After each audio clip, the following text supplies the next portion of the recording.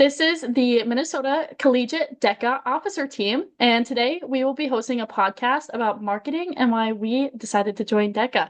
My name is Sophia Smith, I'm Courtney Harms. I'm Abby Palman. I'm Ebuka Anyebonam. and we will start off today by really going through why did we initially join DECA and why have we stayed in DECA since joining? So I'll start. And I originally joined DECA in my first year of college because my instructor really pushed DECA.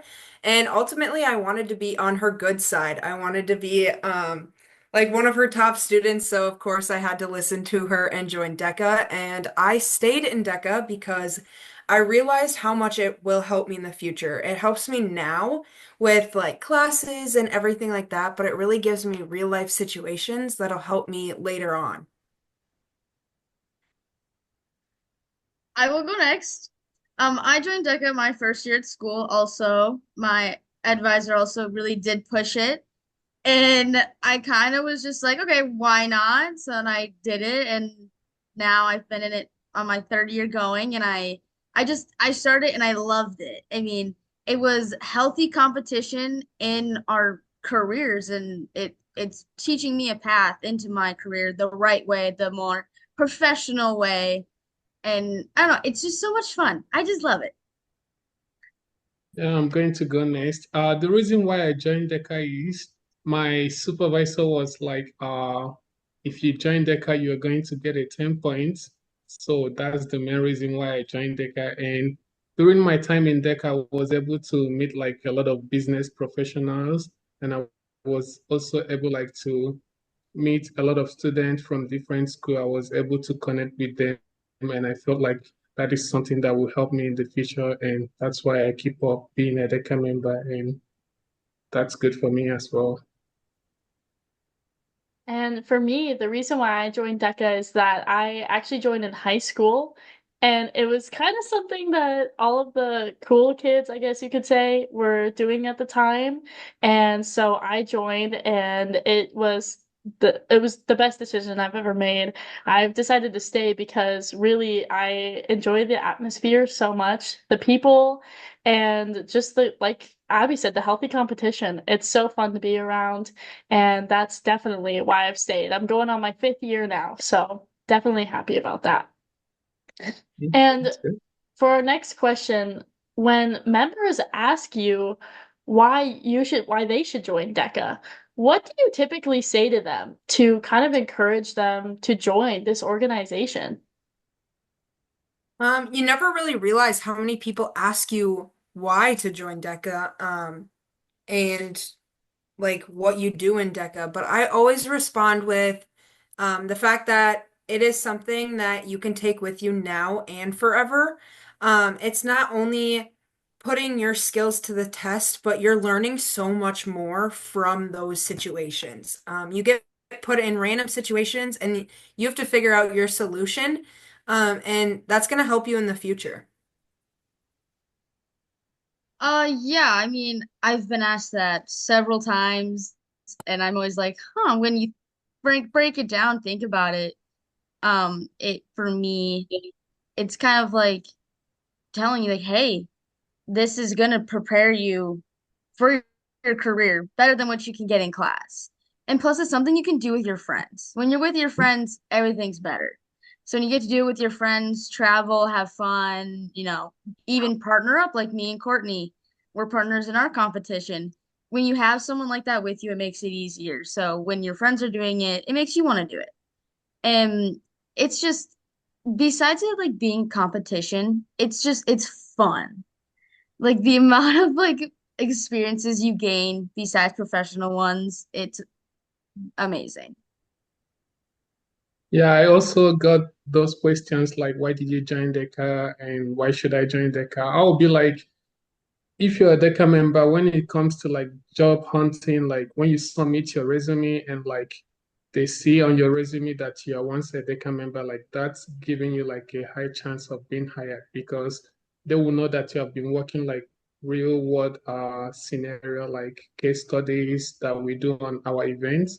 And also like joining DECA, like you are also like competing on the national stage, that's also like giving you experience on how you can be able to like compose yourself, how you can be able to present yourself to other people, and also it also give you like the chance like to be confident, I know like most people they are shy talking like to people, like also like being on the global stage, like someone like me, I was able to make it second at the International Career Development Conference. And on campus, people will be like, how did you do that? How were you able to make it on the international stage? So like you have a lot of opportunities in joining DECA. So, and I will advise everybody like who want to be a DECA member, you shouldn't like think twice of taking that opportunity because in the future you are really going to benefit a lot.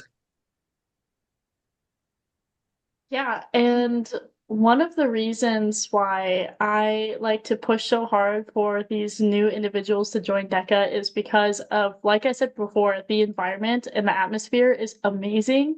And I like to always just emphasize that when people ask me why they should join DECA, because not only does it help you get a jump start on your career, but it helps establish long-lasting friendships. I mean, I would say personally, almost all of my best friends or the people that I talk to the most are definitely from DECA. At least the ones that I'm hanging out with currently are definitely the ones that I go on these trips with and who I compete with and who I'm standing side by side with when we're earning awards up at that stage. So that's one of the biggest reasons is definitely the people that you meet along the way. And to kind of move on from the why DECA section, moving into the marketing area of this podcast, what do your chapters currently do to market the DECA program and the organization? So, I go to Alexandria Tech. In my chapter, we often do a lot of face-to-face marketing. Yes, we use social media in the background a little bit, but for the most part, it is just talking to other people. Our officer team does a really good job about talking about DECA, just in classes, out and about. And that's how we get people to go to the meetings, go to the competitions, and be engaged in DECA. And I know my instructors do the same thing. They oftentimes talk about it in class, via like our online platform as well. Just kind of telling everybody about what's going on, what DECA is, those types of things. Yeah, I also attend Alexandria, and I mean, for most of being a state officer, I've paired up with our president of our chapter's officers, and we've talked a lot about getting people about doing engage, asking around. In one of my classes, I got up and was like, "Hey, everybody, this is engage, this is DEGA," kind of just doing that, and we do that in a bunch of our classes. Even our instructors, they talk about it a lot. Um, they give us in one of our classes right now, our teacher, she is making us do a DECA thing, kind of, but it's for the class, but we can use it in DECA. But all of our classes always involve DECA. It's very one-on-one personal in-face stuff. We do some social media, but it's mainly in-person stuff. I go to Southwest Minnesota State University, and how we usually do our marketing, like we try to like collaborate with other clubs on campus, like when we have events, we have to like try to let other clubs help us to announce it to their members if they would like to be part of upcoming DECA events. Like we host a workshop, and also we usually come together to do like some community service, which we always post on our social media platform. We have our LinkedIn and Instagram, and we encourage like our members to take part on the community service because that is also a way for you to work on getting like your leadership passport during the ICDC. So that is something we do. And also during our weekly meetings, we try to have each of every one of our members to try to take like a leadership position. That way they can also be able to build their leadership experience. Probably you can have any position, maybe you manage the social media, you are the event coordinator. So all those kind of stuff, we try to get people involved. And when we like do the headshots, we have to tag their name. This is our program coordinator. This is our event planner. So those kind of stuff, that's what we do in our chapter. So I'm just going to interrupt here for a second. It is a lot of different things compared to like a community college where our officer team can talk to everybody and get around because our classes are so minimal and you're kind of just friends with everybody at a university like Sophia and Ibuka. Those types of things don't always happen, so you have to use different ways of marketing in those different places. Uh, And for our, like Courtney said, Abuga and I attend more state university schools. And so for me, I go to MSU Moorhead. And for us, we've been trying to specifically this year utilize social media significantly more. We post about 2 times a week. And in terms of events, sometimes we'll post recaps of those events too. So sometimes 3 times on the higher end, but always two. One, always being, hey, this is going to be an event. So typically on Fridays, we'll post about our upcoming meeting, what we're going to do at that meeting. And then day of the meeting, we'll post a reminder as well. And then, like I said, if for some reason we take a picture of everybody together and maybe we were all volunteering, we'll take a picture of everybody together, we'll post that as well. So we want to make sure that we have that social media presence, but also we've got school social media forums that post events as well, and we make sure that every meeting that we have is also posted on there too. So that way anybody who doesn't follow our social media, they also can see that through the online school system. And we also try to make sure that we're posting our whatever our marketing materials are. So usually we'll use Canva to make our marketing materials, whatever those are. We'll try to post them on the TVs around the school too. So whether they're walking through our Memorial Union or whether they're walking through the library, hopefully they can see it coming through. Kind of moving on with the marketing theme here. How do you guys utilize social media through the state collegiate platform as well as the personal chapter platform? So starting off with the chapter, I used to run last year prior to this year. I ran both the Facebook and Instagram. So those are kind of our main ways of communication on social media. And we just posted different events, different things going on, reminders, and what we did the last however long. So last year I would post everything from community service events to winning awards, everything like that and in between. And now at the state officer level, I run the Facebook page. And we kind of do like a weekly plan. We have different topics each week. And I know this is gonna kind of go for everybody, especially Facebook and Instagram. But we just kind of post things based on the topic that we chose for that week. And then we just kind of put our own twist on it. So, yeah. Yeah, for the state level, I run Instagram and I have Snapchat. Instagram is run more on a weekly basis on what we've chosen for the topic. Um, Snapchat is gonna pretty much be like the behind the scenes of events, conferences, if we meet up, stuff like that.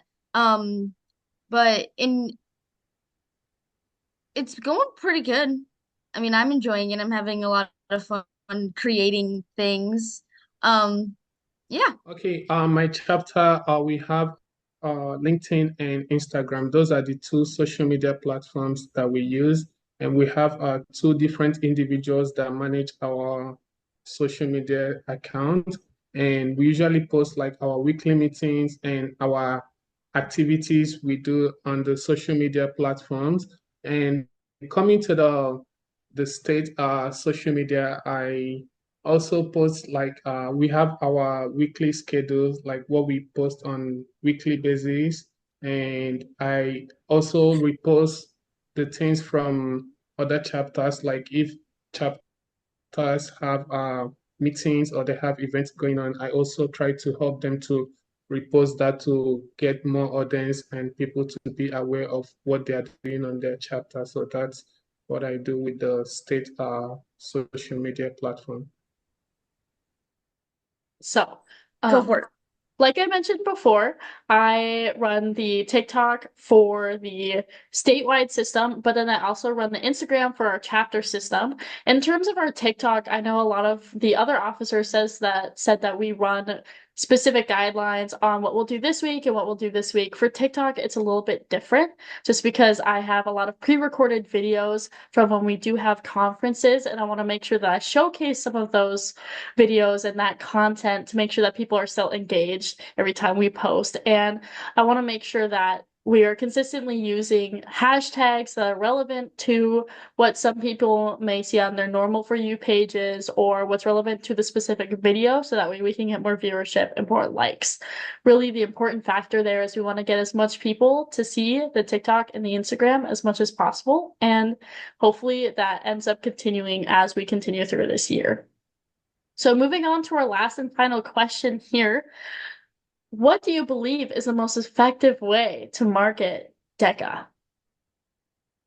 So, in my experience, like we kind of talked about before, I believe that face-to-face marketing is probably the best marketing. Um, I do agree that social media has a big point in it, because social media, you can kind of post whatever, and you can see it from whenever you can. But face-to-face marketing, you kind of hear everybody's opinion, and that can be sometimes the best way to get people involved and get people engaged. So I think that face-to-face marketing is just easier. You get to talk about what you love, while getting other people engaged in it. Yeah. I mean, at least at ATCC, the face-to-face has seemed to work very well for us. And I feel like you also like get to view it on like a personal level, and you get to experience it better. I mean, social media is also very big too. It's a nice thing that you can go back and look at, like, oh wait, what was that for that meeting, or when was this? And that's also, I mean, I feel like it's a healthy mix between both that what is what really makes it work. Yeah, for me, face to face works for me as well. Like we do the tabling, people come in, they ask you questions like, what does DECA do? What is DECA? And also like some professors in marketing department, they also have me sometimes to come to their class and tell their students like what is DECA, how DECA can be able to help them in their future career, and why they should also join DECA. So social media is good, but also like talking to people like face to face will also be more convincing than like posting on social media, because you won't really have more time to talk to them. But I believe face to face works more better in terms of marketing. I think face to face is very important, as well as just having a healthy balance between face to face and an online presence. I think having that healthy balance is what will create an awesome atmosphere.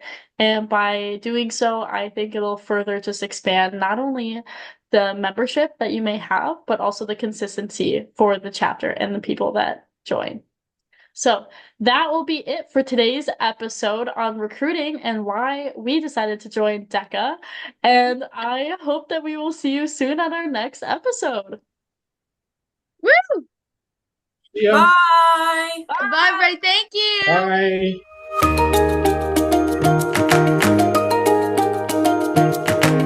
Are we ready? Are we ready, kids? Aye, aye, Captain. All Aye, right. aye, Captain. I can't hear you. Aye, aye, Captain. Ooh, can we please start with that? Who lives in a pineapple under the sea? Fun, Bob fun. SquarePants. Maybe we can put it just at the end.